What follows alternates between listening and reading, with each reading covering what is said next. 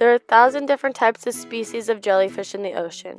These animals are free-swimming organisms which have an umbrella-like shape with tentacles and are made up of 95 to 98% of water. Most jellyfish don't have specialized digestive, central nervous, respiratory, or circulatory system.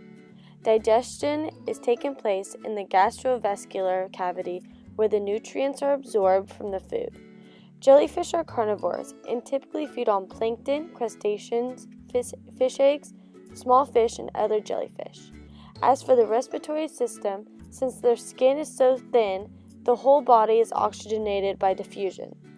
They have limited control over their movement and usually drift throughout the ocean. For the nervous system, jellyfish have a loose amount of nerves around their epidermis, but they do not have a central nervous system. They sense things by touch of animals or other objects. Some jellyfish have ocelli, which are technically like eyes, however they only detect light and are light sensitive. Certain types of species have more complex ways of seeing. Moon jellies are typically found in any ocean. They grow to about 25 to 40 centimeters in diameter and can be recognized by its 4 horseshoe shape. They feed on medusae, plankton, and small mollusks with their tentacles. These little guys typically don't have a locomotion, so they just drift with the water. Jellyfish reproduce by laying eggs. The male jellyfish produces a cloud of sperm in the water through his mouth.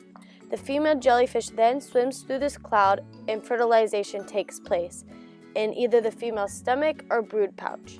Once the eggs have been fertilized, the mother lays her egg through her mouth. The larvae hatch is usually laid on a smooth rock or on another solid place.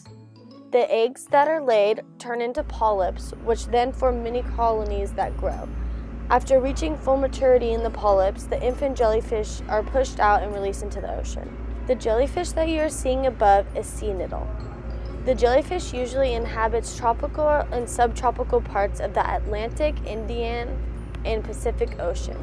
They usually feed on zooplankton, cenozophores, other jellies, sometimes crustaceans, bay anchovies, worms, and mosquito larvae. In order to protect themselves, they have these tentacles which shock or sting their prey or predators in order to either kill them or warn them away. These tentacles are filled with thousands of microscopic nemocysts. They're also used to pull the prey into their mouths. Our next stop was the aquarium of the bay.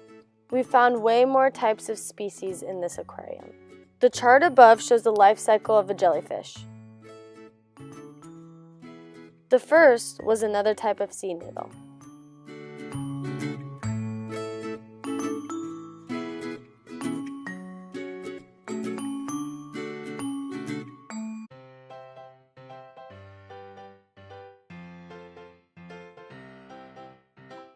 This jellyfish's venom is not potent enough to kill their prey, which is why they are filter feeders. Their main food source is zooplankton. They are typically found in Australia, Asia, the Philippines, the US, Thailand, Brazil, Puerto Rico, and the Caribbean. A jellyfish swarm typically happens when too many jellyfish inhabit the same area. These swarms are typically caused by mating season. This could cause problems with fisheries, agriculture operations, the seafloor, and nuclear power plants. These species are upside-down jellyfish. These species are unique because rather than floating the typical way jellyfish float, they float upside down. They are found in warmer coastal regions around the world. Their sting is a mild sting, and they are typically used as a defense for crustaceans. The crustaceans pick them up on their backs and use them to warn off predators.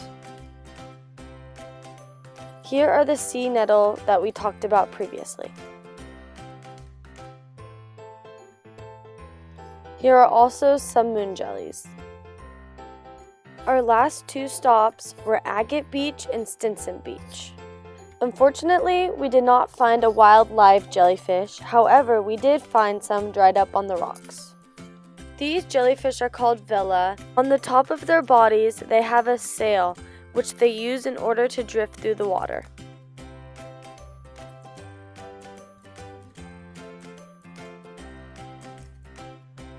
This jellyfish was not yet dried out. However, we couldn't tell the species because of how torn up it was.